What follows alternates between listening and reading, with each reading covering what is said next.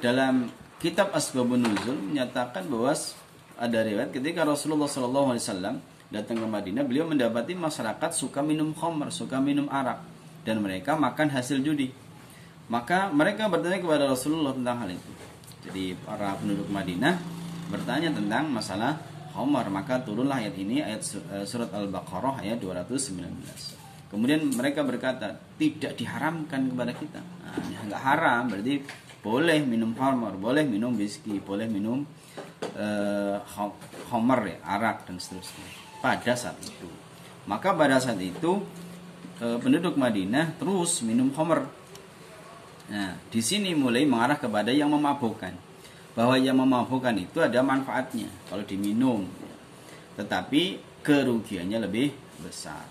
Nah, dari ayat ini baru kemudian menunjukkan kerugian, rugi.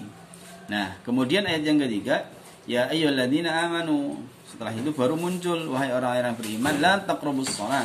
Janganlah kalian mendekati salat, janganlah kalian mendirikan salat wa antum sukara, sedang kamu dalam kondisi mabuk, hatta ta'lamu ma taqulun, sampai kalian mengetahui apa yang kalian ucapkan. Dalam kitab tersebut, dalam kitab Asbabun Nuzul dinyatakan bahwasanya Abdurrahman bin Auf pernah mengundang para sahabat. Di antaranya adalah sahabat Ali, ya. Kemudian dihidangkan minuman yang memabukkan sehingga terganggulah kesadaran mereka. Nah, ketika tiba waktu sholat, orang-orang menyuruh Ali menjadi imam. Nah, pada saat itu beliau membaca surat Al-Quran dengan keliru karena dalam kondisi yang mabuk. Maka turunlah ayat surat An-Nisa ini, surat An-Nisa ayat 43 sebagai larangan, ya. Sebagai larangan, ya ayyuhalladzina amanu la taqrabus shalah wa antum sukara. Ini asbabun nuzulnya. Entah apa yang ada dalam pikiran Ustadz seperti ini ketika menukil riwayat untuk menjelaskan suatu materi yang dia bahas tanpa melakukan riset terlebih dahulu. Dia menukil riwayat yang tujuannya adalah menjelaskan tentang pengharaman khamr, namun tanpa dasar ilmu yang memadai dan adab yang buruk. Di mana dia menukil bahwa Imam Ali bin Abi Thalib yang merupakan ahlul bait Nabi pernah sholat dalam keadaan mabuk sehingga turunlah ayat pengharaman khamr ini. Tanpa beban moral sama sekali, dia menyebarkan riwayat yang tidak sabit atau tidak kokoh, di mana matannya atau redaksinya mengandung pertentangan dan menganggap hal itu tidak masalah serta bukan termasuk penghinaan kepada sahabat Nabi. Harusnya makhluk satu ini melihat riwayat lain yang nantinya dia akan menemukan bahwa yang menjadi imam sholat dalam keadaan mabuk bukan Ali bin Abi Thalib. Mari kita lihat kitab berikut ini. Dalam kitab tafsir Ibn Abi Hatim, salah satu ulama Ahlus Sunnah, jilid 4 yang diterbitkan oleh Dar Ibnil Jauzi, cetakan pertama tahun 1439 Hijriah, halaman 251, dari Ali bin Abi Thalib yang berkata, Abdurrahman bin Auf membuatkan makanan untuk kami, lalu mengundang kami dan menuangkan air yang berisi khamr, kemudian kami meminumnya. Ketika waktu sholat tiba, mereka menjadikan fulan sebagai imam dan ia membaca, katakanlah, hai orang-orang kafir, aku tidak akan menyembah apa yang kalian sembah dan kami menyembah apa yang kalian sembah. Maka Allah menurunkan ayat, hai orang yang beriman, janganlah kamu sholat sedang kamu dalam keadaan mabuk sehingga kamu mengerti apa yang kamu ucapkan. Walaupun kami tidak meyakini Ali bin Abi Thalib sempat meminum khamr dalam hidupnya, namun kebohongan dari Ustadz Wahabi ini menjadikan Ali bin Abi Thalib sebagai imam dalam sholat. Untuk lebih jelasnya, mari kita lihat siapa sebenarnya yang menjadi imam sholat dalam peristiwa itu.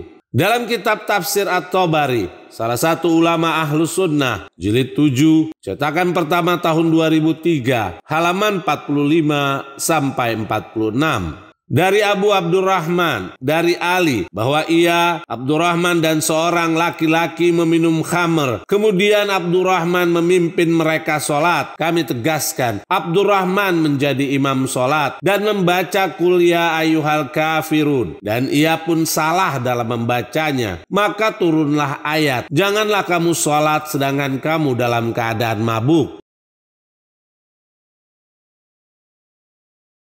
Ternyata yang mengimami sholat dalam keadaan mabuk bukan Ali bin Abi Thalib. Apa repot dan susahnya si Wahabi satu ini untuk menoleh kepada kitab karya Imam Hakim An-Naisaburi yang menjelaskan bagaimana posisi Ali bin Abi Thalib dalam kasus ini. Bahkan Imam Az-Zahabi pun mensahihkannya. Dalam kitab Al-Mustadrak ala Sahihain karya Al-Hakim, salah satu ulama Ahlus Sunnah yang dita'liq oleh Az-Zahabi, jilid 2 yang diterbitkan oleh Darul Kutub Al-Ilmiyah, cetakan kedua tahun 2002, halaman 336.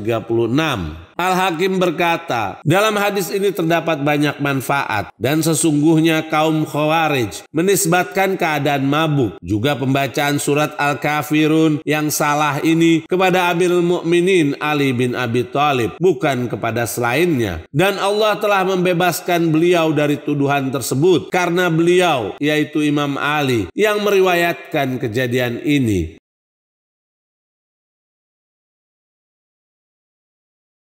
Mari kita lihat siapakah Al-Hakim dalam pandangan Imam Az-Zahabi. Dalam kitab Syiaru A'lamin Nubala karya Az-Zahabi, salah satu ulama Ahlus Sunnah, jilid 17 yang diterbitkan oleh Muassasah Ar-Risalah, cetakan pertama tahun 1983, halaman 162 dan 165. Az-Zahabi berkata dalam biografi Al-Hakim pada halaman 165, Az-Zahabi berkata, dia, yaitu Al-Hakim, telah mengarang kitab, lalu mengeluarkan hadis, membedah, menimbang, kemudian mensahihkan dan menganggap cacat sebuah hadis, dan dia termasuk lautan ilmu.